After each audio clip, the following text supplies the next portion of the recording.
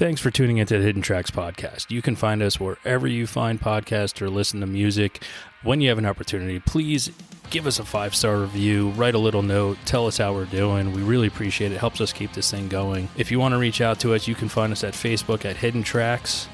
Instagram is at HiddenTracks99, and if you'd like to send in submissions or talk to us or give us any feedback about what we're doing, our email is myhiddentracks99@gmail.com. Thank you so much again for tuning in, and I hope you enjoy the show.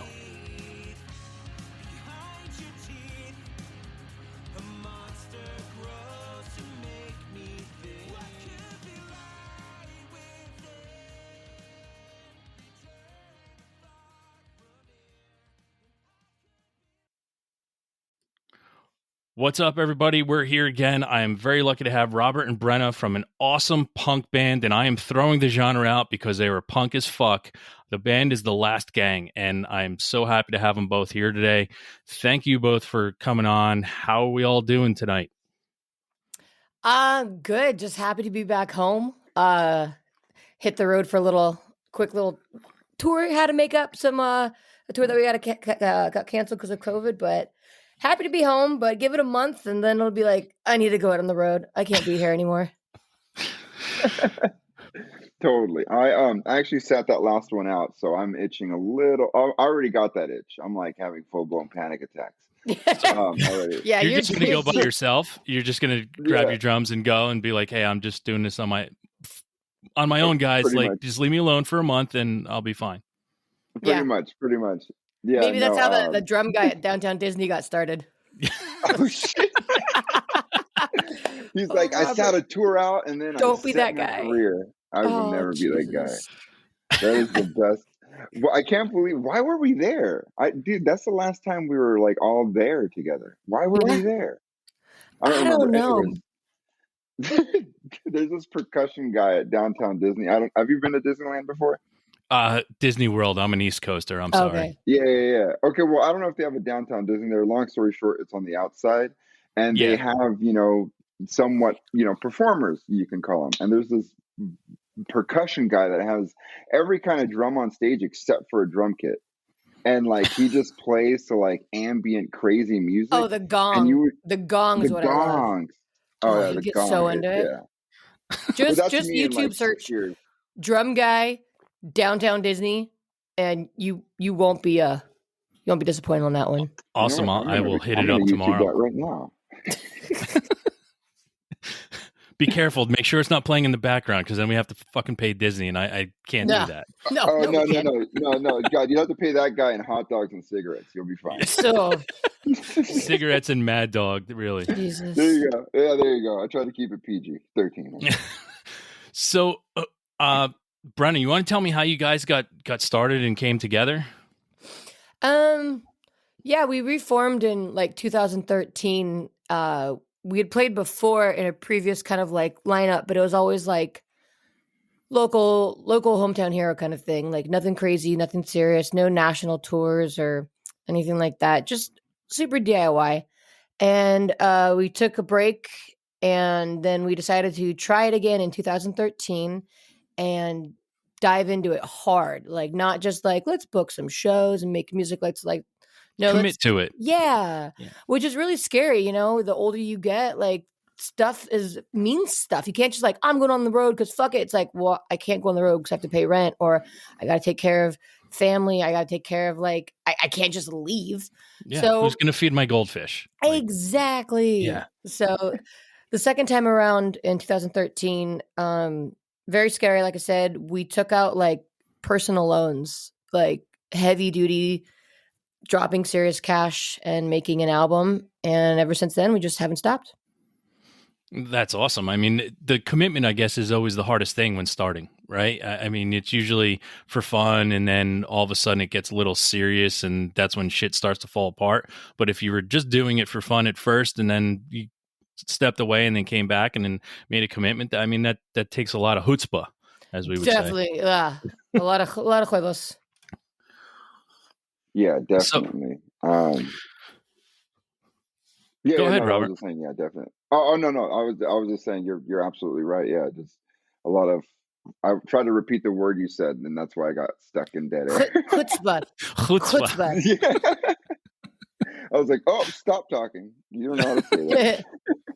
Hey, listen, we screw up words here all the time. It's totally fine. We're not bound by the Oxford dictionary as we go on. So I just make up half the shit I say anyways. as long as you say it with confidence, it's fine. Yeah. No one knows the difference. I always say, as long as the conversation is not lost and translation is there, doesn't matter what I say. So that's pretty much how you do it. Yep. When it comes to the kind of music you're playing, and I apologize, this is the first episode in a long time that I actually genre labeled, because I usually let the bands do that with all these different genres. But to me, you guys are punk as fuck, and that's why I put that out there. Was I okay in saying that? No, fuck you, man. Okay. Yeah. No, you're totally right. We are who we are. You know, we grew up for the most part, you know, punk, whatever amalgamation that took form in. And as we get older, our opinions and taste influence what we create. But at the core of it, that's what it is. And you look at bands like, you know, of course, some of our heroes like The Clash, and they're not just like 1, 2, fuck you, fast, fast, fast. There's depth, there's evolution, there's weird disco stuff, there's funk, there's all this type of creativity. So that's always kind of what punk meant to us. Just do what we want and just be happy doing that. But at the same time, there's a lot of aggression and a lot of opinions in it. So you can't help but fall into the punk line. Yeah, well, I think the original version of what punk was, and to me, in my older years, and remember it growing up, was you weren't bound by anything. It could be whatever, just as long as it was yours. Look at the toy dolls.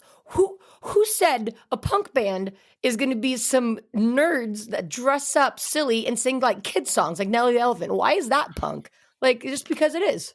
Yeah, because they took it and and it's their own, and it's your own thing. And I hate when certain things get thrown into a genre label. That's why I don't like to do it myself, because is it really? But you can hear sincerity in true punk. Yeah, I think. No, most definitely. There's always, and you know, sometimes there's not sincerity. Sometimes it's just a guttural aggression that needs to get out. It's not anything that's super, not the word intelligent I'm looking for, but cerebral. Sometimes it's just pure raw energy, but it's, like you said, it's true to form. Yeah. Now, when coming into music, I'll start with you, Robert. There's two pivotal moments in everyone's life, and the first one is your first musical memory, the first time you heard music, and then the second time is when you find your own music. Do you remember, Robert, your first musical memory? And Brenna, the question will come to you when we're done with him. It's always been the same one. My mom's been the main musical influence in my life, not because of like we like the same bands, but she just always had music playing around.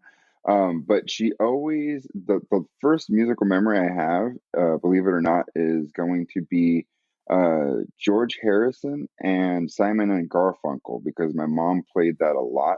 I'm not a big fan of Simon and Garfunkel. I mean, they're great musicians, obviously. But yeah, like that's my first memory. That and like George Michael, like that Faith song. Those are my first ones, just because that was playing in my house, you know, when I was a kid. As far as like when I first made music mine, I think it was probably around, I want to say like 11. I didn't play a musical instrument, but I realized that music is more than just pleasing to the ears at that point. So I guess if you know, that was probably the turning point where I said, you know, what is this, you know, thing that I have like that has like just, you know, discovered me and I have discovered it, you know what I mean? And that's when I really, you know, like I wasn't super into punk rock right at 11 years old, you know. I eventually got into it, you know, in my, you know, 13 or whatever. But the punk ethic was there, like Brenna said. Like it doesn't have to be 1, 2, fuck you. It's like, you know, I personally think like a lot of the dudes that do hip hop, like that's a punk mentality too. It's just we're both how would you say, suppressed subcultures, I guess you could say. So the raps and hip hop scene always reminds me of punk, though. Like, there's so many subcultures, and like, there's artists that we, as not being involved in the scene, that are around, and we have no idea who they are. But they're like us. They're touring, they're working their ass off, and they're making it. They're hustling, and there's like all these different artists that you don't even know about that's in a city or a county, and it's like a huge scene. It's always reminded me of punk. Yeah, 100%. So I mean, that's to answer a few of those questions together. That'd be it. It's around. Do you remember the first band? Do you remember the first band you latched onto at 11 years old? Like, and it doesn't have, you don't have to go like be cool right now, but like, I'm not going to be cool because I actually I'm not a fan of this band anymore. But Social Distortion. I'm not gonna lie. Like I mean, Brenna knows me. Like I never play them. Like I never play Social Distortion. I don't hate them. I just it was just always around. Like that's what I mean. Like first band that made me go, oh shit, I'm gonna listen to this a lot because what is this?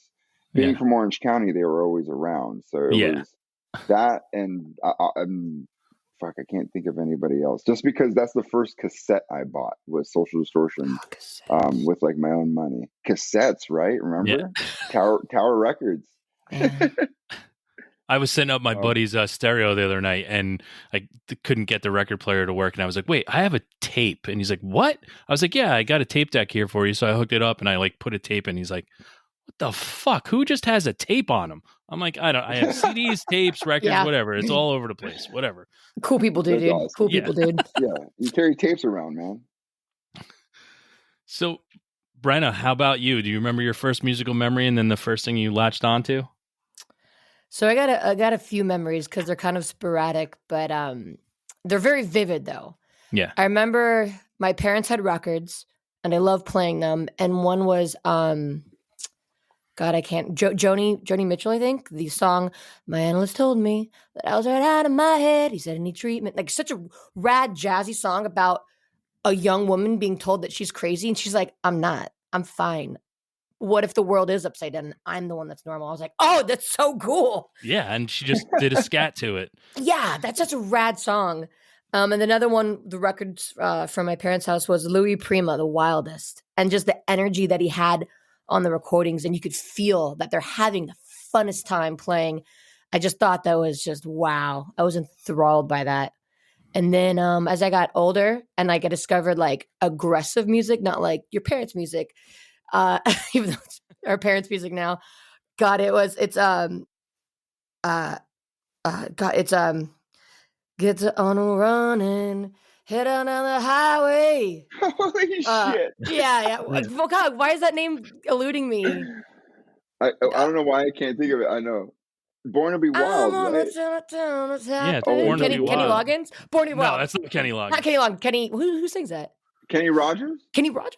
No. Who fucking sings that? Anyways, I remember that cassette tape. It was red. It was very vibrant red. I'm like, oh, that's a very... Steppenwolf. That's what, yeah. Yeah. And I was just going, wow, this is some heavy shit. Like, this is tough. I was like 9 or something. But I remember, I was like, this is interesting. But the first thing I really latched on to after I bought my first CD, which was Alanis Morissette, Jagged Little Pill, and Montel Jordan. Montel Jordan. This is how we do it. Oh, I mean, yeah. The first two albums I bought. But like what really captured me was my brother's CD collection. He had The Addicts. And I remember looking at the inside, just the pins being stuck inside of the doll, like just the bizarre nature of it made me feel something inside. Like, what is this weirdness? And Operation Ivy, and Rancid, like those CDs and Dropkick Murphys. Yeah. I remember I thought, no joke, I thought my brother was Tim Armstrong for a long time. Cause look, he's the typical white dude. He had a mohawk and he played a 335 because he was obsessed with Tim. So he played in a band. And then I see this CD of Operation Ivy and inside is Lint, Tim. Yeah. And he's doing the same pose as my brother. And I'm like, oh, that's my brother's band. How cool. I guess he was in this band too. And years later, I'm like, did he talk like an 85-year-old with emphysema, like your brother at the time? Yeah. Well, no, it was just it was so silly. And then I realized, what's really funny? I'm in my room right now, and I have all my old posters up in my room, and I'm staring at that exact same photo that made me think it's my brother. Because he's a lefty too. So yeah, full fucking circle here. That's what we just did. Yeah. So thinking your brother's a rock star and going in and digging into his CD collection, it just opened a new world for you of what else is out there. Was that just like, did you start searching after that for what else was out there? Oh, that was the doorway. Yeah. Cause he's older than me, and he was in the punk scene first in high school in a band. It was like, he was the cool kid. Everybody thought, Bishop was rad. And, he needed someone to play drums for him in his band. So he taught me how to play drums, and I wasn't super into punk. It was my Montel Jordan, Alanis Morissette phase. And he taught me how to play drums. And I'm like, let me listen to your music, Ramones and all this stuff. And then once I listened to his CDs and started to go to shows, because I was playing shows already, I would see kids with like patches, and it's like little mini billboards. I'm like, ooh, that person is cool. I talk to them. I like who they are. What do their patches say? Like, what is this? Oh, you got the Dingies. Oh, I'm gonna check that out. And then you got Naked Aggression. Oh, I'm gonna check out Naked Aggression. And I look at people's patches and go, what do I need to listen to next? That was like our social media back then. Yeah. No, it definitely was. I mean, those shows, and that was, and that's the big thing about music, was always going to somewhere and always finding out something new to listen to. Like going to the, VFW halls and shit growing up, and there were concerts at the skaters, roller skating rink where I grew up, and like you would just meet people and they would just give you new shit to listen to, and you're like, how the fuck did you find this? And it's some random shit from New Mexico, and you're just like, how is this happening? But it happened back in that time, and I don't want to date myself, but for me it was in the early 90s. Yeah, it just bands would be touring. It was a little bit more affordable to do it. Gas and the community and the scenes. It was a little easier to tour back then, and you would just keep touring. You wouldn't make a lot of money, but you'd get your name out, and people would know you. And it was just this organic growth of the scene throughout the whole world. I mean, not just state or country wise. It would branch out, and you would hear bands from across the waters. Oh, yeah. By the way, it was Kenny Loggins. I just remembered. It was Danger Zone. Oh, from Top Gun. Didn't I say Danger Zone? The Danger Zone. Yeah, that one. Come on. That no, I said Born to Be Wild. That song's hard as fuck, boy.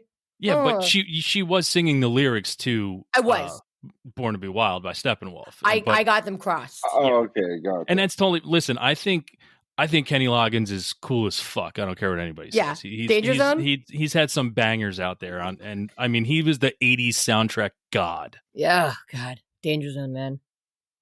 It made me feel something in like my plums. Like I felt it. Oh, I can't wait to hear what you listen to when we're done with this show. So, Robert, you said you didn't play music and you weren't into that. So, like, you didn't grow up like 90 million of us did out here, where our mothers forced us to take piano lessons and then move on to another instrument. How did you get into playing music? I would have loved someone to do that for me, because I would be a way better musician right now. So there's nothing wrong with that. I got into, long story short, continuing from that last question, I knew music was something I needed to do, and the most affordable thing is a guitar. I mean, not a good guitar, but something that you can plug in. I mean, Brenna, we both worked at Guitar Center. It's you can go in there and get a decent okay guitar, beginner guitar for $200. Drum kit easily $700. Oh, for something drums that are so expensive. Yeah. So exactly. So I mean, I had to convince my mom, then convince my dad, and they were like, "All right, cool. Like, you can get it." And then I sucked. So, I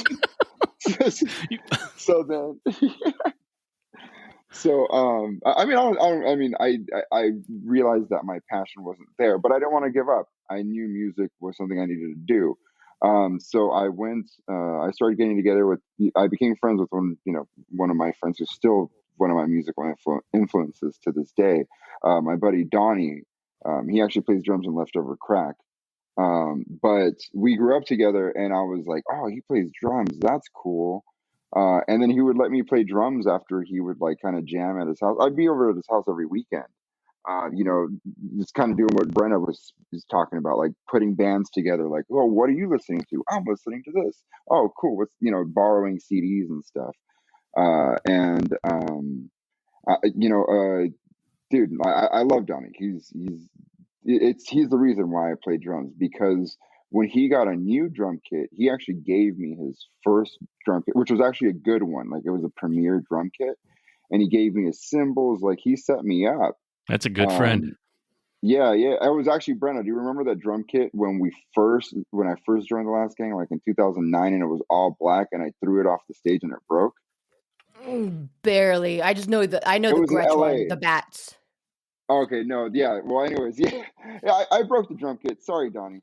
Sorry, Johnny. But no, we played a show, and it was ridiculous. Like, I don't know, we were rocking out too hard, and I picked up the drum kit and I threw it, and I was like, oh, that's a terrible idea, as it was in the air. No.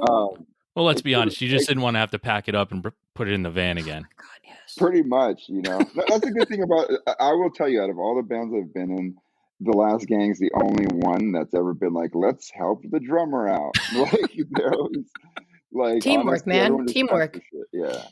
And it goes both ways. Like, if Brenna has to go do something, like, we'll pack her stuff. Vice versa, Ken has to do. Like, we take care of each other. That's one of the most important things of this band is we take care of each other first. That's awesome. Yeah. Yeah, there's nothing worse than watching the drummer still on stage 5 minutes after everybody's cleared out and they're outside smoking cigarettes, drinking already, and just like, so awkward. What's fucking taking this guy so long? Yeah. Yeah, totally. No, they've always been awesome. There's been times where, like I said, like, we have to get off stage. I'm like, oh, you forgot me, but it's okay. You go out, the van's like halfway gone. down the road, dude. Yeah, they're like halfway down the road. Like, rocking out the Steppenwolf in Danger Zone. And like, the way Brenna drives, I believe it. Yeah. That's why she loves Danger Zone. Dude, I'm always there. Is that what plays in your head, like, while you're driving, like, for 17 hours straight? No, I think I'm just playing video games in my head. I'm pretending like I'm playing like all those like those terrible 80s racing games where nobody wins. And yeah. Spy Hunter. You just go side to side. Yeah. There's no control. I'm like, that's me. Oh my God, it's awesome. So, Brenna, was your first induction your brother teaching you how to play drums, or did you start somewhere else? Nope, that was the first one. He taught me he just needed like a drummer for his little band called the Basils, and then it later became Radio 86. And it was very simple stuff, like Ramon style beat. So I was able to do that, and he taught me with the phrases like do ta do ta do ta. So he would tell me like, okay, now this beat goes do ta do ta do ta, and like it was hard to get those hiccup beats. So I was practicing to a lot of Green Day songs like She. Mm-hmm. That really helped me figure out like how to picture that. And then after playing drums with him, I just was known as like, oh, I was the girl drummer. I was not good, but I was the girl drummer in the punk scene. So I was in a couple girl punk bands, and well, you instantly had street cred. Oh, dude, I was playing with my brother who was older by 4 years. I was instantly cool. Like, I was the cool like little sister. It was rad. I felt like I was playing bars when I was like, remember, like 16 or something, and like I had to get like, I'm just gonna play, then come right back out, and it was really cool. It was really cool being that young and playing. It was special. That's awesome. So I love that you named the first band. Robert, what was the name of your very first band you were in? Oh, shit. Yeah. What is it? I don't want to say it because it's so embarrassing. No, you have to. Everyone on the show has to say it because I'm more embarrassed that I remember it. What is it? We were trying to be very punk. Okay. It went between the two. Okay. The first one was The Verdict, right? That's not bad. For some reason, okay. That's not bad, right? But we're like, no, we got to be more artistic, all right? Like, was that in '94 during the Simpson trial? Is that why, or No, No. imagine. No, nothing that intelligent. Yeah, nothing. No, it wasn't. It was just like, we need something like strong. Like, there's The Business. That's rad. Blitz. I'm like, we need something short. The Verdict. Perfect. And then we're like, no. We got to show people that we're like intelligent. So we changed it to Pen and Ink Rebellion. Wow, right? It's not that bad. Mm-hmm. It's not that bad, but going from The Verdict. The Verdict is way cooler. Yeah, way cooler. Oh, well, thanks, Pen and guys. Ink, I feel better Ink Rebellion. because you get it. And I remember the explanation. I remember sitting in my buddy's place, and then we're going, I mean, we're fucking 14 at the time, and we're going, that makes sense, because like, you're writing lyrics, and like, pen to ink and ink, we're rebelling through our lyrics.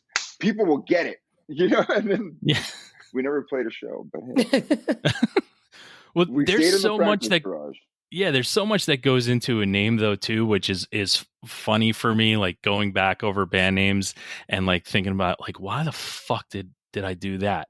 And then like I come to a band name that I had in my head that I always wanted. I was like, oh, maybe a solo project. I'll just call it this. And then anytime I told people what I wanted to call it, they're like, dude, that's fucking terrible. Don't ever tell anybody that.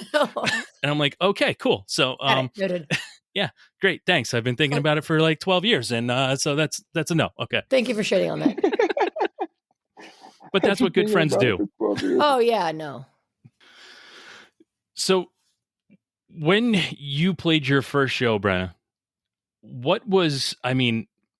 you had a first thought, this is really cool, but you also had to be like, what the fuck am I doing up here? Like, do you remember your first feeling of playing live in front of strangers? Yeah, kind of not. Because I don't know if it was technically the first show, or I just remember being really anxious and then getting overly exhausted because I was trying so hard to move and my body wasn't like moving the way I wanted it to. And I don't remember if it was at Public Storage back in the day or if it was at this guy's party at a backyard. Where's that flyer? Ken Shindig. I just remember being really stiff and just not getting into it because I wanted to play good. I want to play right. And it wasn't like fun doing it. It was fun afterwards and like before, but it was so scary. I maybe even don't remember it because I just blocked it out. It was so just traumatizing. And every show gets easier, but then you get one show later on in life that you're like, same thing happens. Oh, I get that way almost every show. I get anxious and like, especially the first couple nights on tour, I'm like, oh, fuck. Don't forget the words. Don't mess up the chords. Cool. Did you bring the right shoes? Okay, you brought your right shoes. Did you make a set list? I didn't make a set list. Fuck. Do you have your picks? Where's your picks? Like, I can get a serious case of the yips really badly. Like, I wear the same clothes every night, not because it's cool or like I'm trying to do an image. It's because if I don't, I feel like something's off and then I think about it and then I get in my head and then I fuck up what I'm doing. I'm like the princess and the pea. The littlest detail will ruin me. But that's almost everyone's life though. And then no one really wants to admit it. But I mean, listen, I have an anxiety-ridden bladder. I pee 5 times before I log on to talk to people. Yeah. And I'm like, I've done this so many times. Why do I get like this? But it's the same thing over and over again. No matter how much easier it gets, it never gets easier. Yeah. It's so bizarre.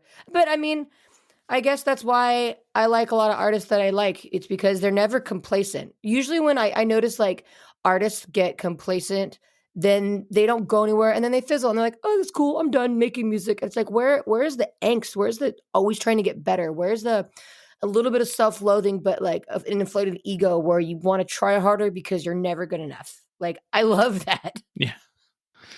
When did you start writing your own songs? When I was in my first all-girl band called the Eccentrics with my best friend / like wifey, little Kate, I was the drummer, but I was like, I asked my brother, like, hey, can you teach me guitar too? Like a couple chords. And he taught me a few things. And I started writing songs for that band near the end of it. Like I remember I wrote a song called Slow Down and Situation and I forgot what other song. Oh, Dead Boy or something. But then I really started to write my own stuff with The Last Gang. Like when I was just doing stuff in the very early on days, I'm like, I want to write my own music. And that started probably 2004 or something. And yeah, it was just, I just have this need to get whatever's inside of my brain out. I don't know what awesome. it is. I also love that you remembered like the names of the first songs you wrote. Oh, dude, I remember the words. It's so bad. So dumb. Do you have recordings of them? Not Slow Down, because the band broke up after that. Like we only did one quote album. We recorded it. So we never recorded the songs that I wrote. We actually recorded a song that my brother wrote that I played drums for in his band called Situation. I'm too scared to think. I don't know what to do. People tell me different. I don't know what's the truth. So I did that. But none of my songs are actually recorded until I think I wrote one song or two songs for Savette or something like that. But none of them were really recorded until like Last Gang. And that was such a pride. Like, fuck, this is me. This is it. This is what I want to do. It's there forever too. I mean, that's what's so amazing about music is we still have the first recording ever made. Like it's always going to be there. And someone's always going to find it. Whether or not you're here anymore, at some point, someone will find it. Yep. And that's what I think is so fucking awesome about it. Mm-hmm. Now, yeah, that's kind of how we went into it. Oh, sorry. No, go ahead. Continue, Robert. Continue. That's kind of how we went into the record. You know, when we wrote the first record, we literally just went in there going, you know, even if we get picked up or don't, like we didn't have that intention going in. Obviously, we had those hopes, but the intentions were definitely along what you just said. Like I remember going, dude, we're going to have something on wax that sounds great that we can look back on, even if this doesn't go anywhere. I remember sitting in the studio thinking that, going, dude, if this doesn't go anywhere, like at least we have really good recordings. And we all kind of were like on the same page. And I think that's what made that first record a little bit more pure. You know, just the fact that we were just innocently in there doing it just because we wanted to, rather than the second one where, you know, it's still our love and everything, but it's a little bit more like, okay, like now we have to push ourselves to be better than the first record. And it's a different take on recording for sure. Very still enjoyable in a different way. So how was the feeling when you got the call that someone wanted to pick you up? I mean, I thought Robert was going to hit me. Like he picked his hand up and like put in the ball because he was excited. But was like, "Oh fuck! Don't punch my leg!" Like, what do you do? Yeah. That's pretty much how it went. We were all in getting dropped off to go. Brenna booked this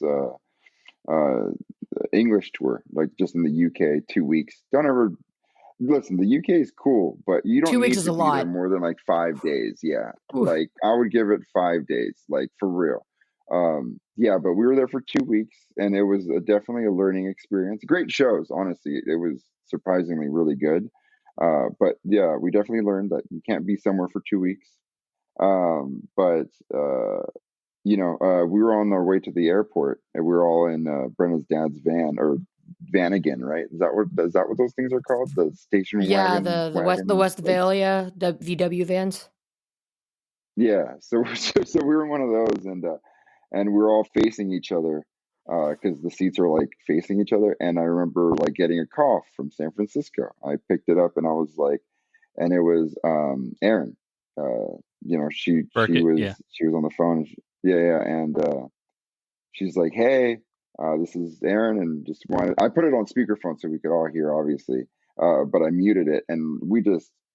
Brenna says it the funniest way, which is true, but it was like, what's the movie that we were like, dude, it was like that movie when they're on the airport and they're like, yeah, not Stand By Me, the freaking, not Catch Me Now, the freaking like doo-wop movie, like that thing you do, that thing you do, yeah. It was like I've never seen the movie, but everyone keeps going, it was like that movie, and I'm like, I have no idea,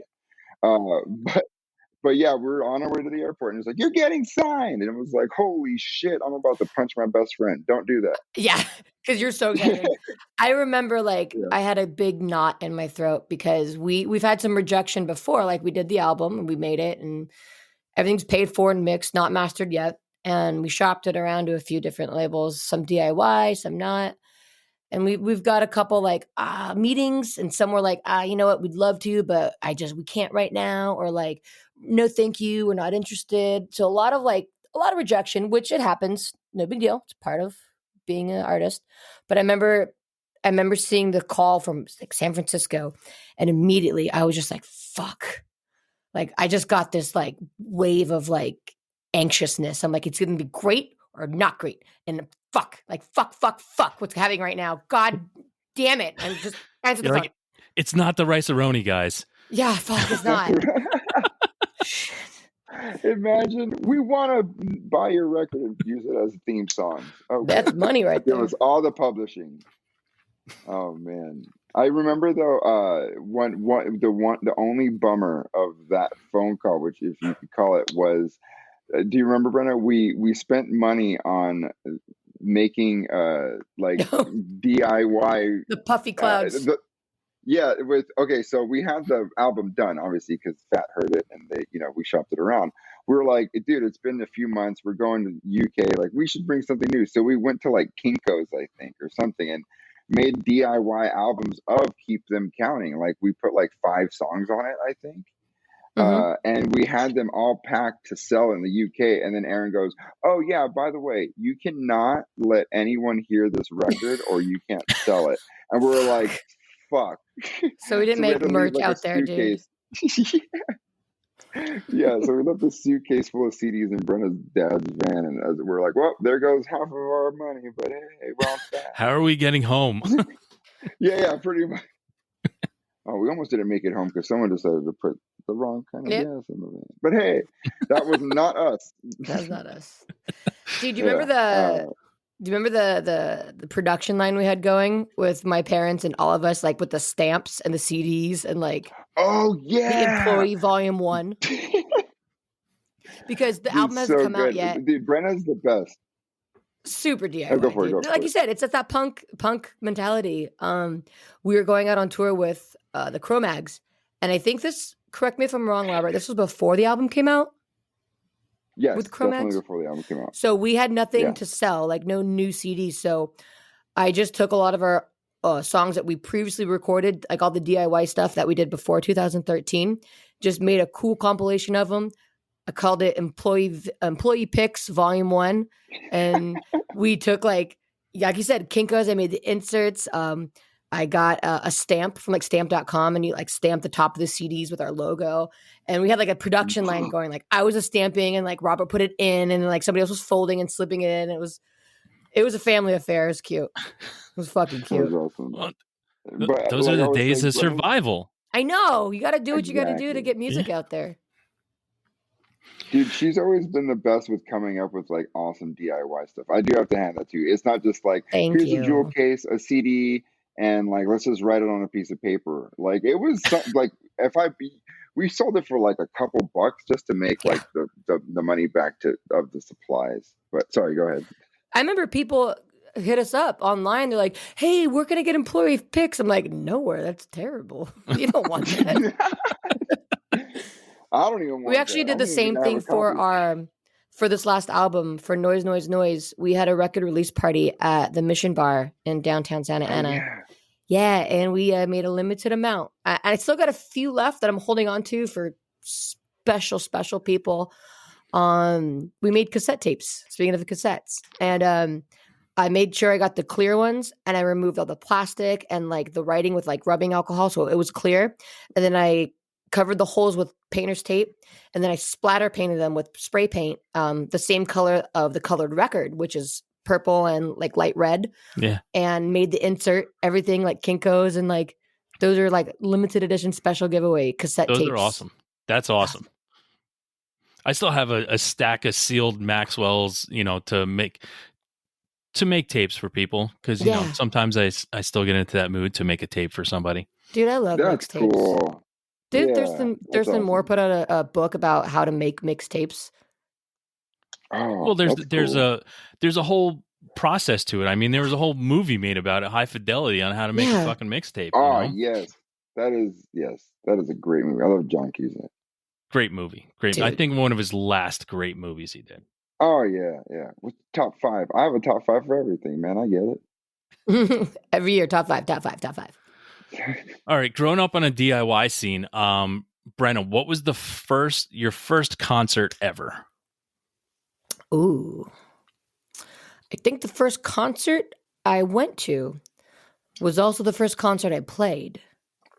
Because, like I said, I wasn't like... That's fucking dope. Yeah, and I'm pretty sure it was with this local band called the 4 Letter Words. And the drummer, God, I forgot his real name, but he went by his name, he called himself Sexual Chocolate. Or Sexual Chocolate. And he played with a feather boa. And like, oh, dude, that guy I just remember seeing his band. And the singer was really short, and he would like run around the crowd and like scream in your face and like get really angry. And I'm going, oh my God, this is so weird. Why is he yelling at me? So yeah, it was at Public Storage in Anaheim with the 4 Letter Words. Wow.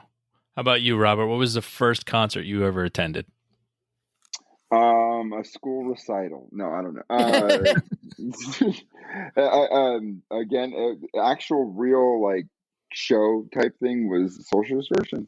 It was my friend's mom's boyfriend took me and him, and honestly, looking back now as an adult, they were drunk as fuck, and I could have died on the way home. Like, I'm not even lying to you. Like, I look back on that, and like my mom was like, "Oh, he's an adult. Like, yeah, that guy's gonna take care of my son. You know, he's 12. It's fine." And like, yeah, I remember throwing the car, no seatbelt. Yeah, dude. Like, I remember hold my soda. I remember thinking, yeah, dude. I remember being 12, going, "Oh, okay." Like, I've never driven before. Like, they just seem lost. Like, I get it. Like, this was before GPS on your phone too. So I was like, they're lost. I'm like, this is so weird that they're lost, and it's like not that far of a place. And yeah, and I was just innocent, a kid. I mean, but now that I look back, I'm like, dude, they were hammered. Like, I could have died. That's why you never look back, man. I'm listen to. Yeah. That's probably why I don't listen to Social Distortion anymore. To be honest, there it is. Bad memories. There it is. There it is. God, you both of you are so much cooler than my first concert ever. Oh, so we'll move on. No, come on, man. What was it? Kenny Rogers. Oh, I love you so much. What? Kenny Rogers. So my sister, bless her soul, no longer here, but she was 4 years older than me, and her favorite artist was Kenny Rogers. I don't know why, but it was Kenny Rogers growing up. So I was probably like 8 or 9 years old, and my parents bought 4 tickets to Kenny Rogers. I think at the time it was called Brennan Byrne Arena in New Jersey. And I went to a Kenny Rogers show. We were like 8th row back or whatever. And all I remember from that show is women running past the aisle, throwing their bras on stage. That was my first concert at like 8 or 9 years old. That's pretty rock and roll, though. Like, that's pretty how old are you? I'm old. No, how old were you then? Oh, I was like 8 or 9 at that time. So 8 or 9 around some like free tittied women, man. That's I don't think I saw any. That's some adult shit, though. I don't think I saw any titties. I just remember but they're still there, free though. Yeah, under the shirt. Yeah, yes. Emphasize the free, because that was my favorite part of that sentence, Brenna. Free. What was it? Free floating titties. What did you say? Free Roman. Free roaming titties. Yeah. Wow. Kenny Rogers, man. I didn't think he got bras thrown at him. Good for him. He was big time in the early 80s. Yeah. He was big time. I mean, my sister fucking liked him, and then her and I became like musical friends in life. My sister and I, and loved everything together. I'm like, how the fuck was Kenny Rogers? She's like, listen, yours was the Beach Boys, so relax. I was like, touche. Yeah, fuck that. Beach Boys are amazing. Yeah, that's my first musical memory. The first time I heard the Beach Boys, I'll never forget it. They're people that are musicians do appreciate them, but I think they're underrated as far as technicalities. They're like, people think they're pop and great. I'm like, no, think about their chord changes and their progressions and like how they play. Like, it's Beatlesque. Brian Wilson was a genius. Yeah, I mean, he was a literal genius. Like, just watching what he did, listening to what he did. I mean, it's when the fact that when he wrote God Only Knows, and John and Paul from the Beatles heard it, and they said, this is the greatest song ever written. Ugh. Ooh, I got chills. Yeah. Like, that right there says, okay, they need to have more attention than just, bubblegum pop California girl stuff. Like, it is not that. They were very technical. I mean, listen, I was brought in by Little Surfer, but I stayed for everything else. Yeah. All right, I'm going to ask a question. Both of you, Brenna, you answer first. If you were to meet a stranger on the street, you told them you were in a band, what song of yours would you play for them? Fuck. I'd have to say Noise. It's so, because if you're not in the punk scene, if you're not in any scene, it's damn catchy, and it's haunty, and it'll get you. And if you are in the punk scene, it's like a palate cleanser. It's something that you really haven't probably been listening to, because it is so, it's got that, the Ticks, the reggae rock steady feel, but like you said, it's got that, it's still punk, and it's an intriguing song. It's not boring. It'll definitely draw somebody in. So yeah, boom, that's my vote. Noise. That's your vote. Would you say that best describes how the band? That's yes and no. Okay. Like, I don't think it best describes us, because there's all of us as a whole have so much more complexity. Or maybe it does describe us, because it is complex. It's not a typical song that you'd expect from a band like us. So I don't know. Yeah. You know what?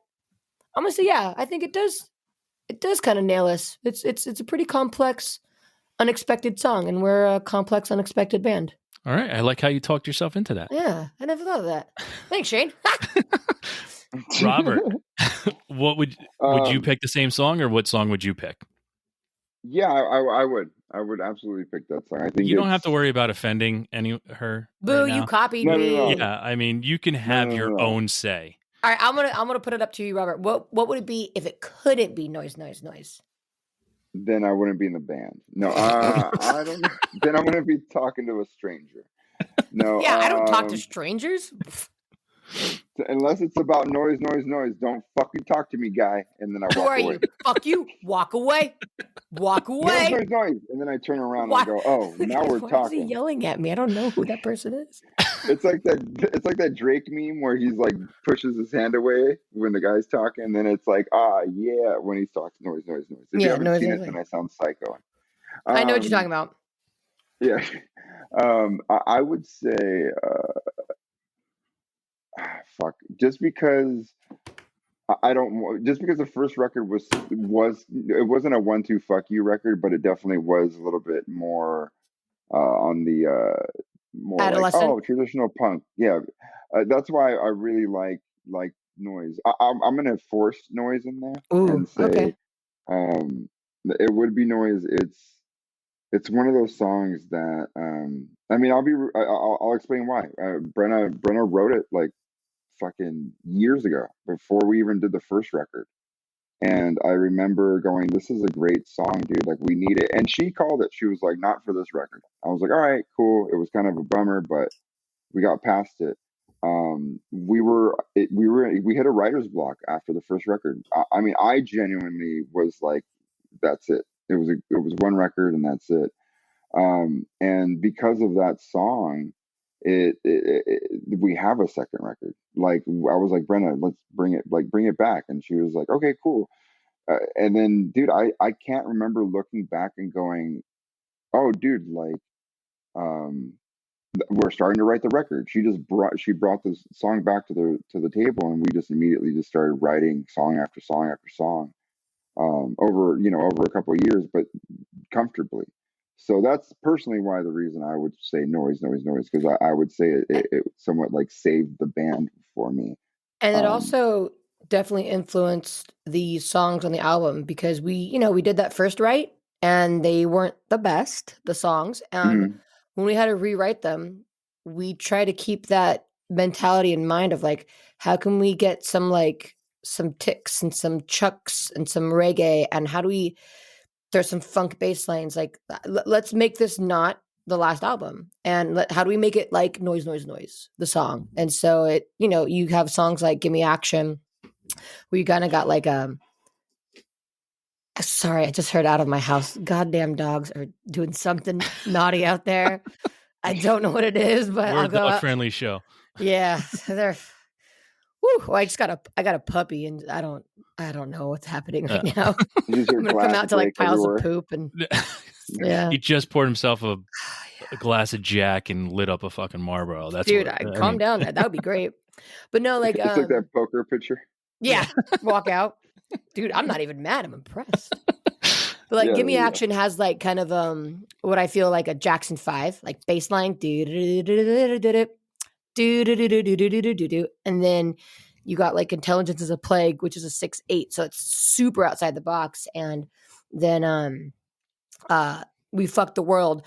Everybody, writes a chorus, and we wrote it too at first. We wrote the chorus to be big. You start here, the verse is here, then you do tension in the bridge, and then you go boom, chorus, and you bring it back down for the verse. And we were like, no, let's do the opposite. The chorus sinks back down into like a calm groove. It's just wow. It's just Noise, Noise, Noise. That song influenced the other songs in the album once we started to do rewrites. So yeah, that's even more of a tip of the hat to that song. How did you hold that back when someone's telling you, like, I mean, that has to be, some strength to know what you created and to hold it back when someone's telling you that we have to record this. How did you hold it? Like, were you apprehensive about like the song's not right, or it just wasn't right now? You mean like that how the bridge or the chorus wasn't big, you mean? No, like how did you hold it back, for the second album when it was already written and it was written years ago and you weren't, Robert's telling you we got to record this and you're like, no. I don't know. It felt right. When the time was right, the time is right. And it felt like this is the time to bring that song into our wheelhouse and to practice it. And also listening to what other people have to say, because you're in your own head, and Robert knows, like, we play a song, it's like it's good, but like, is it just good because we think it's good? Like, having outside ears helps unbiased opinions, like Fat Mike and the producer Cameron Webb, him going, they both agreed like this song just needs a little bit of tweaks, but this is it. Like, this is it. So knowing that like external validation definitely like sealed it up, going, yep, we're doing the right thing. Yeah. We've always, one thing about, I can say this now, just thinking back of us playing music together. One of the things, Brenna has a knack for timelines, I've noticed. That was one of the times where I just kind of trusted her. I was like, okay, like, I'm not even going to fight it. We weren't, looking back, we weren't that band. We weren't the band we are now then. So it made no sense to bring an A+ song to like a C+ band, why have one good song to not so many good songs, and then, just wait for that. But there was the same thing with the band. When we broke up, we talked maybe twice about getting the band back together, and she was like, dude, not yet. And I honestly blew the band off. I was like, we're not ever gonna get together. And then she randomly fucking called me when I was at my grandpa's house, and I was like, oh dude, I remember your grandpa, the caretaker. Yeah. Dude, yeah. Wow, fuck, trip out. Totally forgot. Yeah, I was in his backyard. I still remember this like it was yesterday. I was in his backyard, and I remember talking to you, and you called, and you were like, all right, dude, I think it's time to do the band again. And I was like, fuck, okay, like, a few years later. Yeah, without hesitation, just go.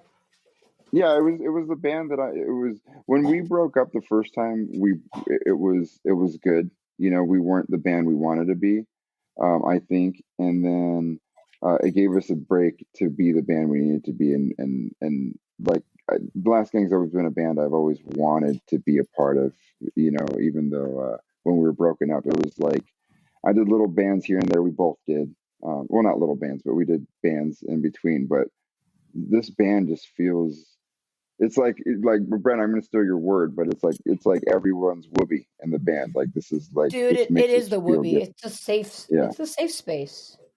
Yeah, with life being so crazy in like the real world, like this is our the band is like our security blanket. It makes us Yeah. feel like Well, I was ourselves. just gonna say the yeah, band is Linus's blanket, and then it is. I was going to stop. I'm like, am I really going to throw a fucking Peanuts Yeah, reference out during it this fucking is. show? No, I said whoopee. I said the word whoopee, It's dude. You're good. whoopee. Yeah, way It's way less whoopee. cool than Linus's blanket. A whoopee. Yeah. Yeah. So yeah, man, like Brenna's always had a knack for timelines of when to do things.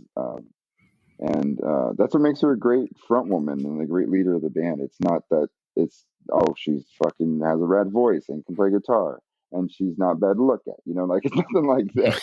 So it's the fact that she's a real leader, dude. Where it's definitely a democracy type band. It always has been, but And that's why I yeah. think we work so well, because we, especially this time around. What do you have in your mouth? Hey, no, get the fuck. Oh, that's a pick. The first time jamming. around, I guess she was, man. The first time around, it was fun, but we didn't have our mechanics down. Like we didn't have this flow. And like Robert said, he says I'm a good leader, but I'm not. I just let us lead where we're going to go. Like we're an iceberg and you can't change that path. You can kind of push it left and right, but it's going to go where it's going to go and you can't force it. And when the time was right, boom, we jumped back in. And what made us, the time was right was, I don't know what changed about us or where our mentality, or we quote grow up, but we learned to work as this machine together. This we're all have our different parts and our different cogs in this mechanism we are. And right now our flow is, tour is I'm the driver and I'm kind of the TM when it comes to booking hotels and getting the financial stuff organized. Robert's really good with reaching out and making sure we're always doing something with show wise, and if we're dry, let's move something. We all have our roles, and nobody feels overwhelmed doing what they're doing. We're just part of this flow, this momentum that we're just sailing down this river together, and we're finally all in the same boat with the right gear. That's awesome. That's awesome that you can get there, because I mean, you see it happen all the time. That doesn't happen for bands a lot. It's definitely a magical thing, That's why you see bands like Operation Ivy. They toured for how was it? A couple years, Robert? 3 years? 2 years? Yeah, if that, yeah. Yeah, they just had 2 this years, thing. yeah. They had this spark, and it worked for them. And you just go with that. You can't force it. You can't create it. You just have to let it be what it is. Yeah, that's awesome. She's always had that knack to know when the right time is. It's weird. Well, that's how you know it's an ability that you have, Brenna, without really having it, because you don't think you have it, but you do. I'm gonna call you out right here on live audio. No, man, it's the you're great. You're great at knowing when the right time is, or maybe she's right, and I'm just impatient, and she's or able maybe to I get just me to surround not myself be. with people who help me tell me when the right time is, huh? There you go. See, look at that. This is what we do. We can't accept compliments. We just throw them back at each other. Because We I'm the just throw them worst. I back at can't. each other. Hey, listen, teamwork leads to success.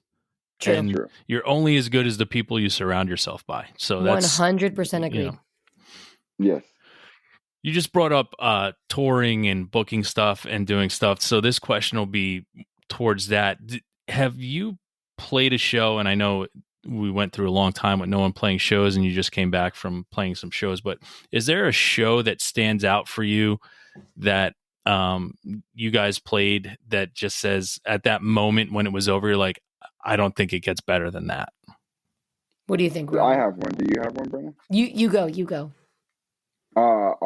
It's fucking the Punkin' Drublic in Edmonton. Dude, I was gonna say the same thing. Yeah, dude. Yeah, dude. It was magical, man. It was supposed to be outside. Okay, granted, we've never played for this many. Oh, you know what? Punk in the Park too, man. Actually, shit. That's a No, tie because between the Edmonton was two. the first. That had a special Yes, moment. Edmonton was the first. Yes, yes. For It's like your me, first it love. was yeah, exactly, exactly. Then you had a second love. Yeah, I get you. You had an affair. Yeah. You had an affair with the shows. Yeah. Yeah, it was supposed to be outside because they usually are, but it was bad weather, so they moved it inside of the venue, which was like imagine like maybe two Costco's put Yeah. together. Like Yeah. that's how big this Huge. place was. And remember, it was supposed to be outside, so the inside was packed by like the first fucking like the by doors. It was packed. So we came out to like a packed crowd, and song after song, people were cheering like we But owned the we didn't know it fucking was place. packed because the crowd, when we came out, the Yeah, crowd was all dark. It wasn't lit up.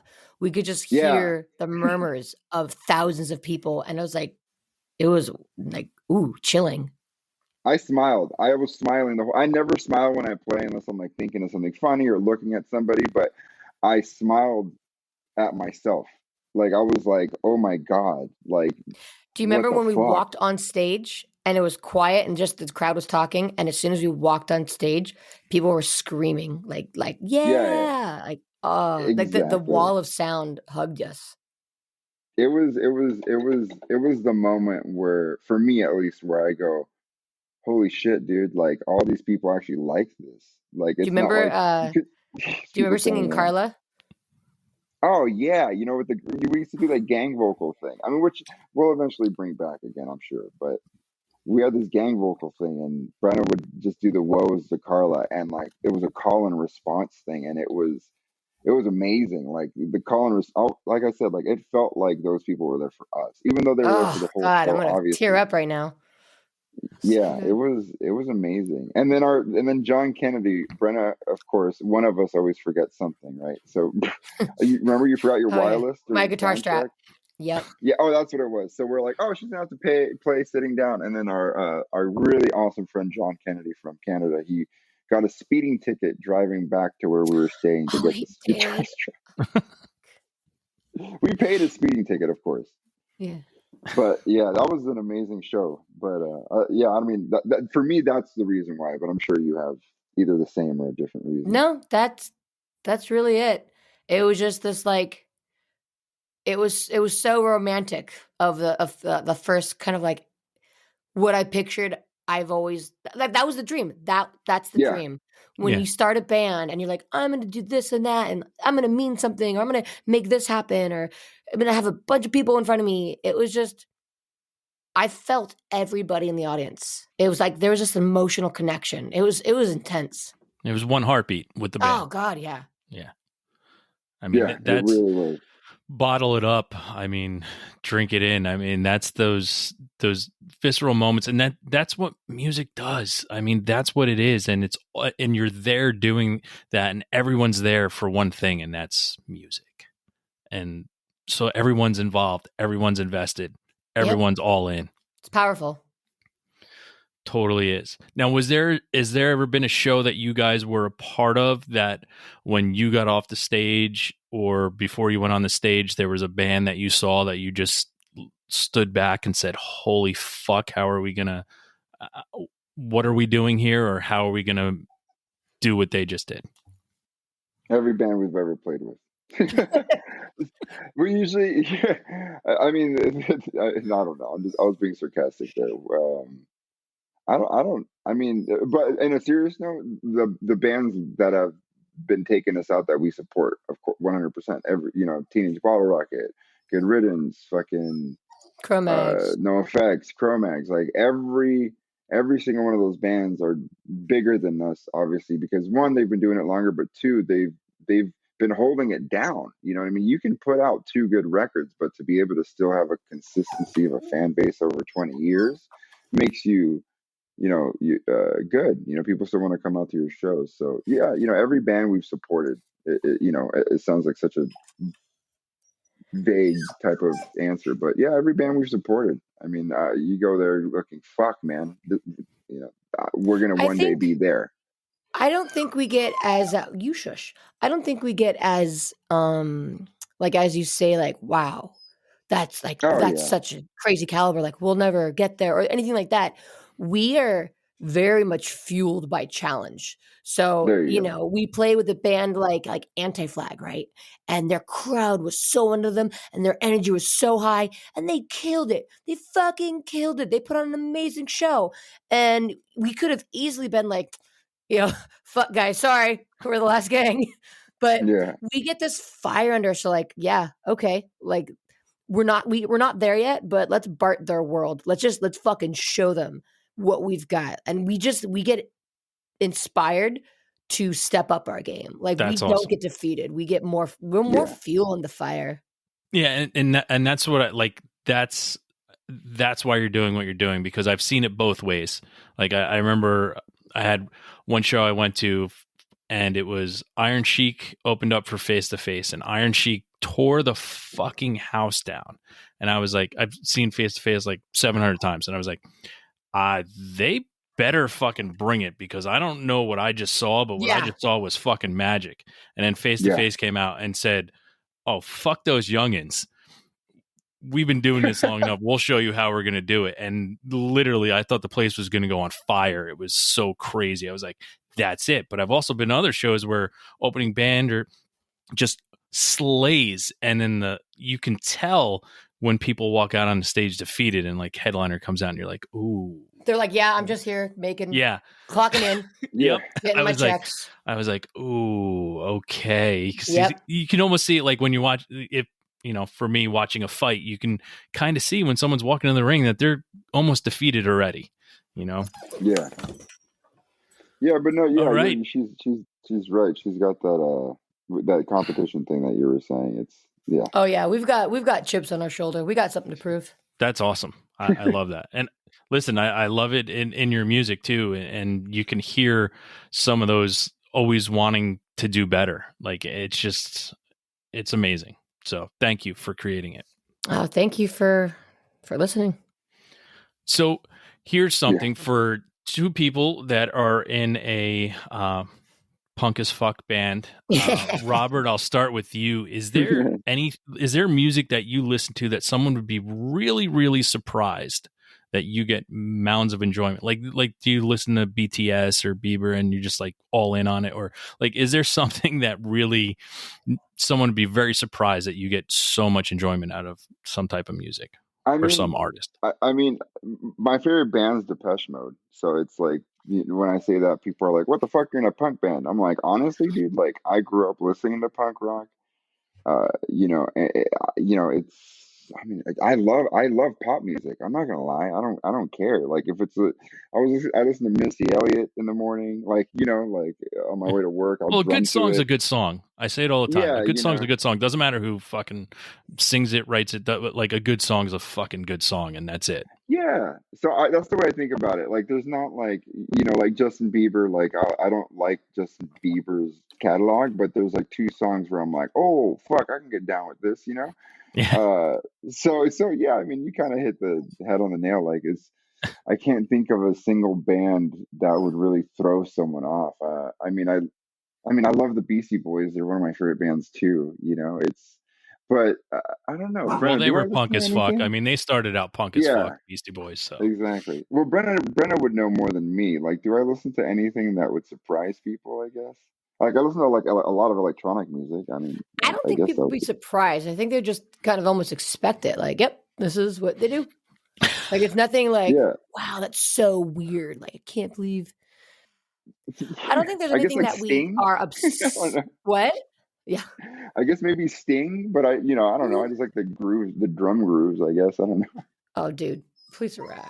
I don't think there's anything that we listen to that is like a super duper part of us. Like, wow, I can't live without this. But there's definitely some weird shit that's made our playlist. Like, there's this band called Daka Braka from, I don't fucking know where they're from, Lithuania or something.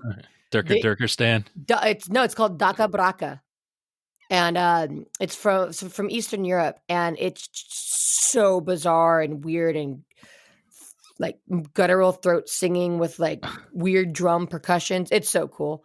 It's so fucking weird and hipster. But I guess something that I don't think it's a surprise, but definitely something that's not common that I listen to often that just makes me happy is like crooner music. Like, you got Sinatra and Dean, and like I just found out, by the way, that Joe Pesci has an album, 3 albums actually. Fuck you. Dude, it's so good, dude. Oh my God. Joe Pesci I'm is Spotifying it right now. You have no idea. I love Joe Pesci. Robert, you missed out. Like, that's what we discovered on this last run. Like, Joe Pesci was made an album before he was an actor, and he just has this wonderful crooning voice. Oh, and Seth MacFarlane like had an album too. So yeah, he did a crooner album. Like, really good actually too. He's so good. So that's stuff that makes me happy. Like during especially the holiday time when I'm like, I just want to be warm and fuzzy. Like I'll throw on some crooner stuff and I'll cook in the kitchen and dance and sing to that and just you do the Rat Pack Christmas album is fucking amazing. That's one of my go-tos. Yeah.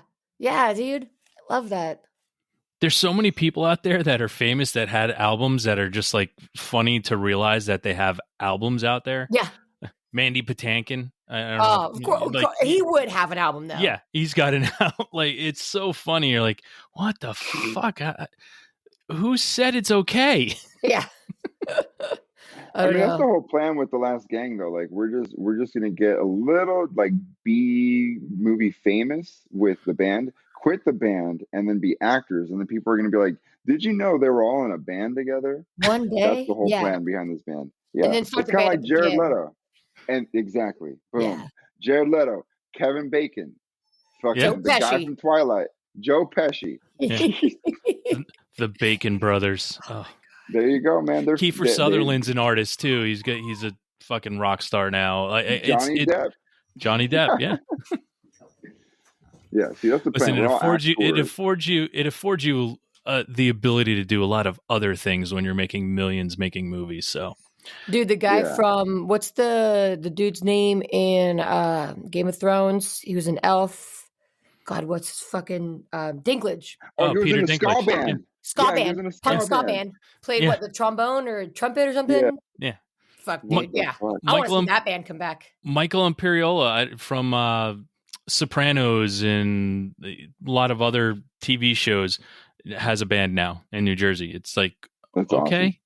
Like, awesome. Good on you. Van Zandt. Yeah, Van Zandt. Yeah, Van Zandt, I mean, was a musician, then became an actor. He's a Bruce Springsteen. He's a Bruce Springsteen. He's one of those. He's a Bruce Springsteen. He's one of them Bruce Springsteens, man. No, he's an E Street. He's an E Streeter. Yeah, he's an E Streeter. Yeah. That's the only one that you can accept. That's the only one you can accept, though. Okay. Like Van Zandt. Like, come on, he's part of anything that the boss touches is like, all right, leave him alone. Yeah, exactly. Don't pick on. But see, that's the whole point of this. We're gonna become actors. And then we'll start the band again, and then we're gonna throw people into this huge mind fuck.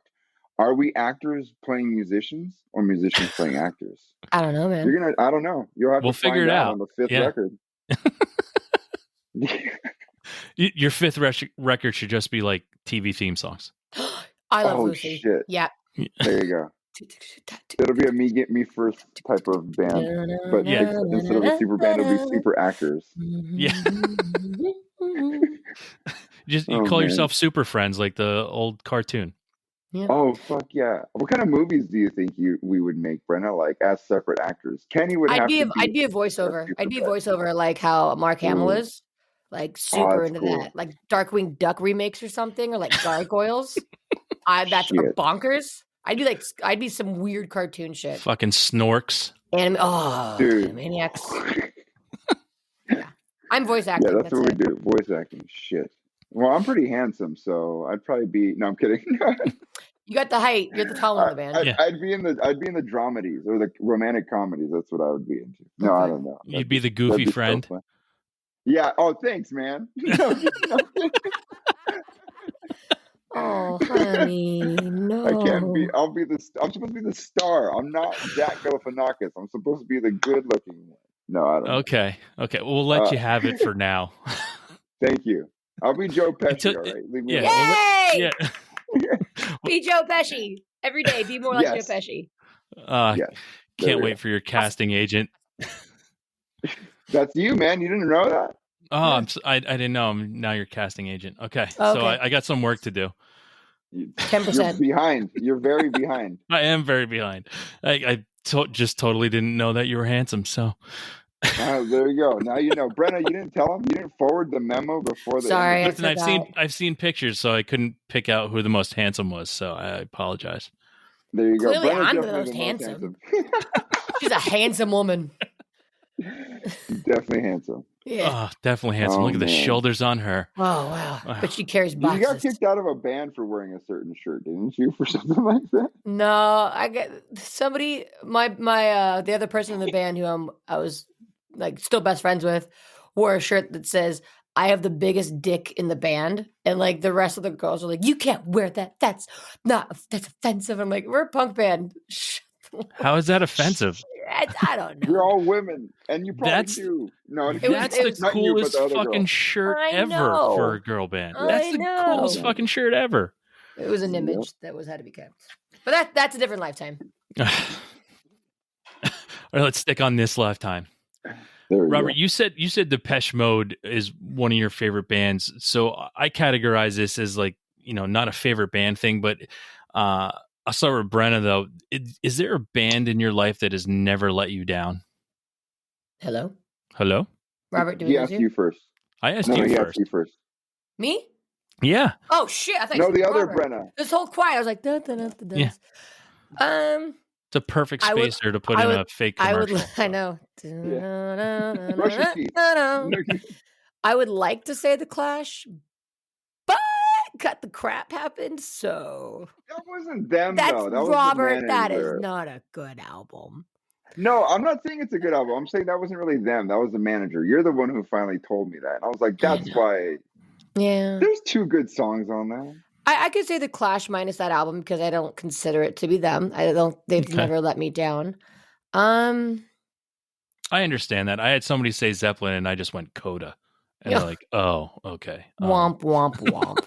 Womp, womp, womp. Geez, that's a tall order. Like, because as a musician, you have to experiment and you're going to get fucking goose eggs every once in a while. So I don't think there's been the only band that has ever done 100% of the time, Beatles. Yeah, well, you're not allowed to use that. Well, then then you can't ask that question. I take that off the table. You're not allowed to say the fucking Beatles. How about I make an amendment? Like, what band hasn't let you down except for one thing? And I'll say The Clash. Okay.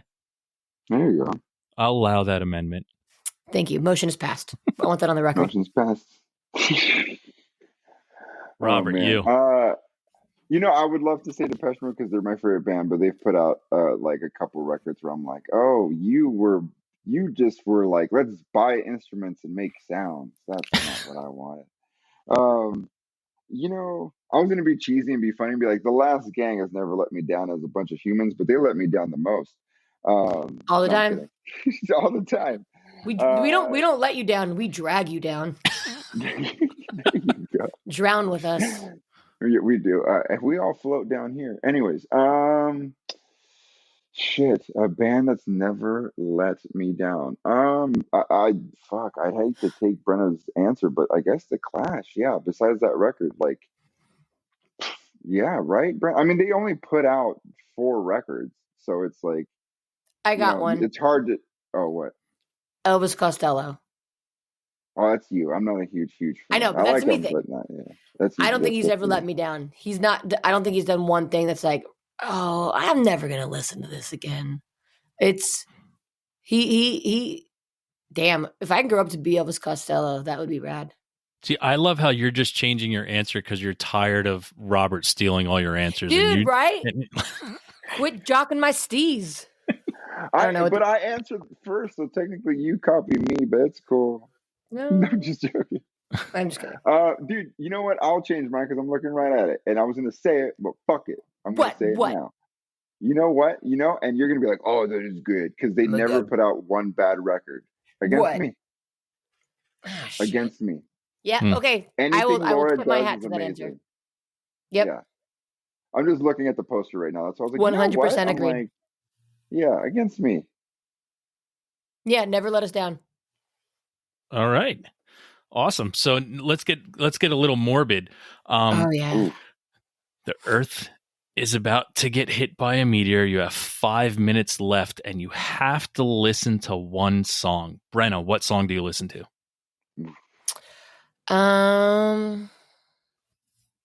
Fuck. James Hunter, Strange But True. Damn. Some deep shit. It was the shit. I cried everything. I'm gonna cry right now. That was the song I danced to at my wedding with my husband. Oh, there you go. Mm. That is that's awesome. That's very, very good answer, Brenna. That's the song I danced to with my dad, the Beatles. Why can't I think of it? In My Life. Okay. Yeah, my song is my wife and I's wedding song. Oh, what is that? Ray Charles Over the Rainbow. Oh, has right. A lot I of want other, to cry my eyes out when I die. like it has a lot of other meaning too. It was one of my sister's favorite songs, and like, it was just it just and Ray Charles' version is so perfect. You know, so painful. Yeah, but it was that's what I'm going to listen to. That's come on, Robert. Now you do your choice. What do you got? Fuck. I know. Girls by Motley Crue. Face down, ass up. That's the way we like to fuck. Fucking Salt and Pepper, dude. Push it. That's it right there. No, that is actually funny. One of my wife's and my favorite songs. But no, that wouldn't be it. No. But I don't no. know, man. It's weird. Like it depends. You know, if I'm alone, probably some ambient Nine Inch Nails stuff, you know, and the world's ending and I'm alone. But if I would be with, you know, my wife and family or whatever, are you ready to cry, Brenna? It probably yeah, I'm ready. It would probably be the music that they play during Up when Carl and like Ellie are like together and stuff, like getting together and life is perfect. That would probably be my song. As silly as it sounds. No, I can't answer. Why? Guys, it's so sad. That is one of the saddest fucking, like, come on. Right. That hurts. Enough. Yeah, I'm sorry I brought it to this point of the show. Fuck me. Okay, happy though. Yeah, or I would listen to Vivaldi the Four Seasons. I think that's a beautiful way to go. Or why not my own band? Fuck it. I did something. I'd put on the fucking Last Gang record. Yeah. I'd be like, sorry, babe, this is what we're listening to. I'd look at my wife. Noise. This is on it. repeat. All the way. Oh no. All right. I don't know, dude. Yeah, it'd probably be something like that. I like that answer. That's good, Robert. All right. So I don't want to end this show on a fucking downer. For fuck's I love sake. downers. You get all the feels from that though, like real feels. No, you do, because it really is like we're gonna bring this into this a close. Is really into downers. Yeah. Like Princess Bride said, life is pain. Fact. But it's how you react to that pain that makes you who you are. Fuck, we just keep getting deeper though, Brian. That one kind of like it. I know. Well, that's who we are. We're not like. I would love to be that band. I would love to play like 1, 2, fuck you music. It feels so good, but we like to get just deep. We like to get into it. We like to get weird. Like just have meaningful conversations. You want to give it your all. Yeah. Yeah. Good. I hope you both cry later on tonight while I'm trying to. I have no tissues on my soundboard here, so 100% I will. Yeah. We're both going to all run to our significant others after we hang up. I'm pretty sure. Warm hugs.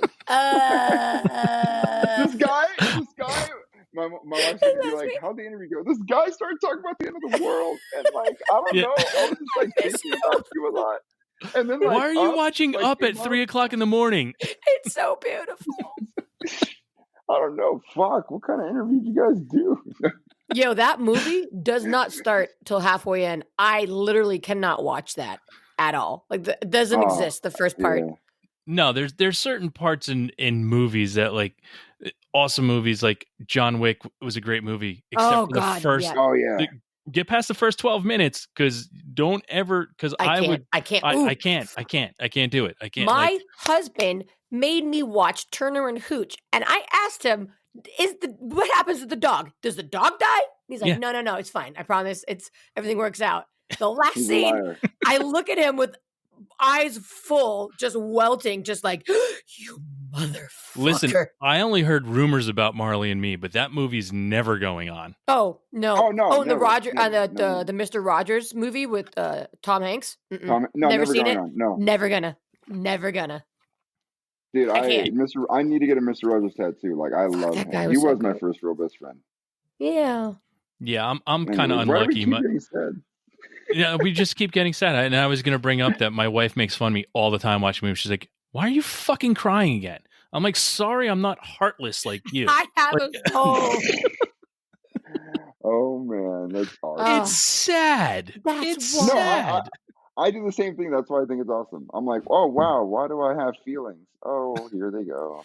Okay, I'll change it. On a happy note, speaking about movies that we love, in our van, every time we drive, one of the things that we always have to watch that makes it feel like we're on the road, and we have a little bobblehead of him too, is Cool Runnings.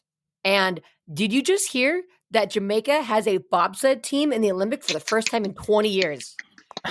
We're going to the Olympics because of that. Like we're all wearing Cool Running shirts. So happy. I'm just gonna yell Sanka, but he doesn't exist. That's not a. The guy's gonna be like, "Fuck that movie, damn it! We're real athletes." Dude, I'm pretty stoked. I can't wait to go back into the van again and watch that movie. It's awesome. Good times for you. Really is. Definitely. Well, I hate to end it here, but we're coming into our last segment. This has been fucking totally awesome. I'm so happy that I stayed up well past my bedtime to do this. You guys are amazing. Right now, before we get into the last portion of the show, I'd like you guys to throw all your handles out there so you can tell everybody how to find out what the Last Gang is doing and how to find all your music. Yeah, we got the easiest thing that we stay very current on is going to be Instagram, just the Last Gang Music. And that trickles, it's like linked up to Facebook. So whatever we post there goes to all the other social sites. We got like a main web page, but again, we just take the same feed from Instagram, really. All random tour diaries, all tour updates, all festival announcements, Instagram, best way. So Insta it, bitches. That's how we do it. Shit. All right. So going into our last segment, we're into our weekly threes. It is, Robert, you will go first. It is 3 things that you're listening to right now. Doesn't have to be something crazy, but 3 things you're listening to right now that you'd like to tell people to listen to. Oh shit. I don't know. Let me pull up my Spotify because I listen to a lot of shit. The last 3 things. The specials, obviously. Always listen to the specials. Let's see. The new Halsey record's awesome. They did that. Nine Inch Nails produced it, so it's definitely a lot deeper. And of course, I've been listening to this was actually one of the bands I was going to say that hasn't let me down either, but I don't listen to the whole catalog. But definitely CCR. I listen to Green River, that record, at least once a week. I had somebody on yesterday talking about CCR, and I say CCR is my favorite driving music. Oh, dude, it's good traveling. Green River by CCR, any Clash record, the new Halsey record, and the Encore Specials record is the last 3 things I listened to. Awesome. All right, so mine, looking at my Instagram and just thinking about what's the latest thing I've been listening to. It is Joe Pesci, actually. We were listening to all 3 of his albums. It was wonderful. I've gotten back into a band I used to listen to as a kid, Elastica. Really, really, really love Elastica. Mm-hmm. And the third one's kind of a toss-up. I'll give you 4. Okay. What the fuck? Why she get 4? No, I'm kidding. Listen, you can throw one out when she's done. There is, I don't know why, it's fun tour music. Listening to Weird Al, in the van, it just kept us awake. Come on, right, Weird Al. But then, okay, I'll throw a random one out that I'm getting into. I've listened to 1 or 2 songs, and I want to try to get more into them. It's this artist called Hiatus Coyote.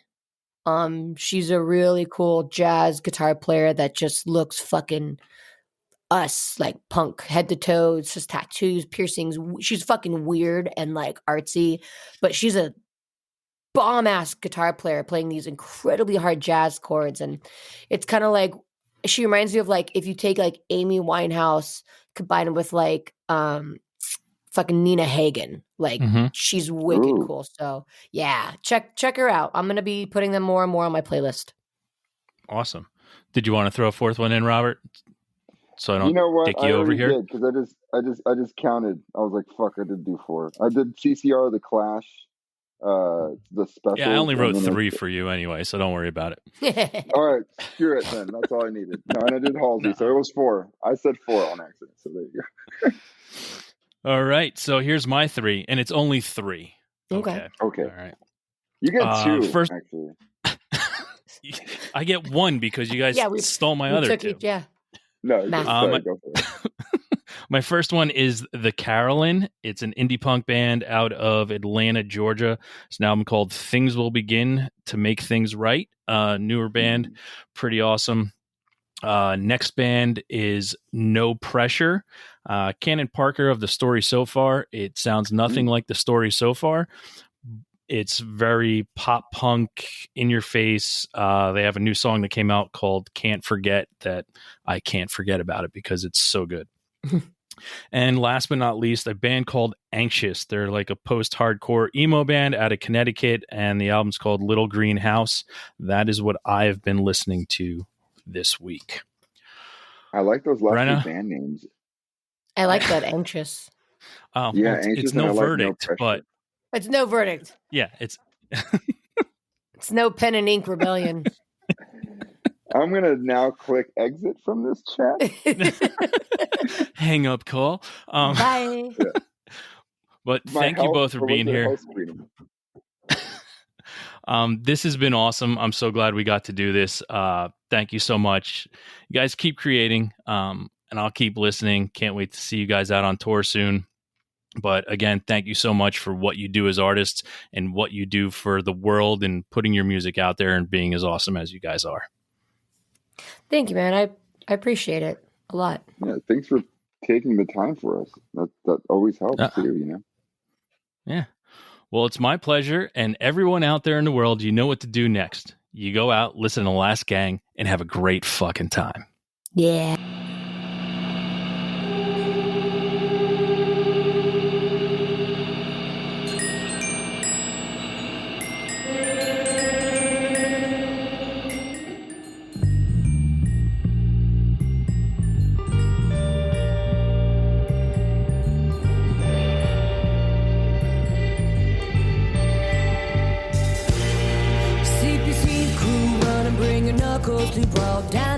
And demeaning, getting traditional. Paint it up, spike it out. The gang is ready tonight. Take the 42 north past Electric to right. For few of us, though, it could never contest. It's the noise that kept it so close. But the words were spoken. It's the last episode when the buses start running and the flash left to right. Head ahead, past the shoulders to the new music right. For few of us, though, it could never contest. The music and nostalgia burns a hole in our heads, our heads,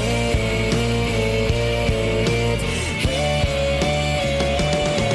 Staggering down memories, slain deranged, grasping onto a past refrain. Staggering down dead memories, slain deranged, holding on to a faded champagne.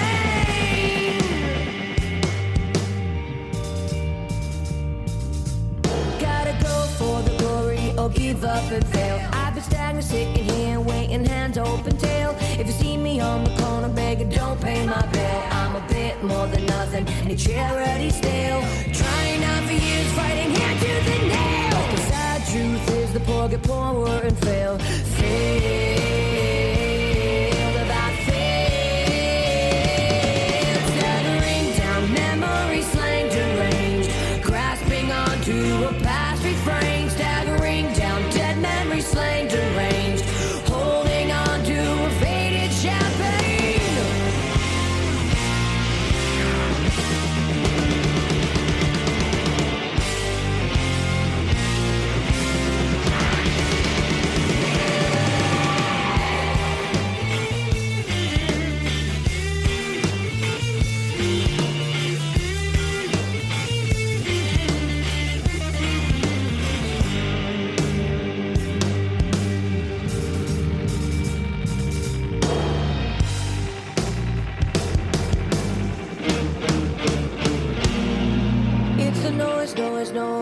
kept it so close, but the words were spoken. It's the last episode when the buses stopped running, and the flash glad to right head. I head past the shoulders, there's no new music right. For few of us know we could never compare.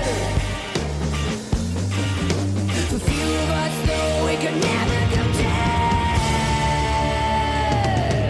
Staggering down dead memories, slain deranged, grasping onto a past refrain. Staggering down dead memories, slain deranged, staggering down memories, slain deranged, holding on to a past refrain. Staggering down dead memories, slain deranged, holding on to a faded champagne.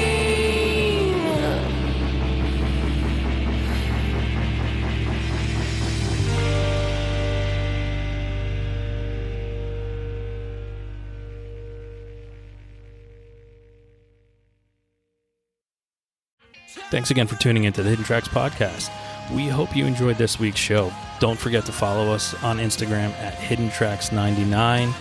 Also, send all your submissions myhiddentracks99@gmail.com. Tune in next week. You may find your new favorite band, and don't forget to go out and have a great fucking time.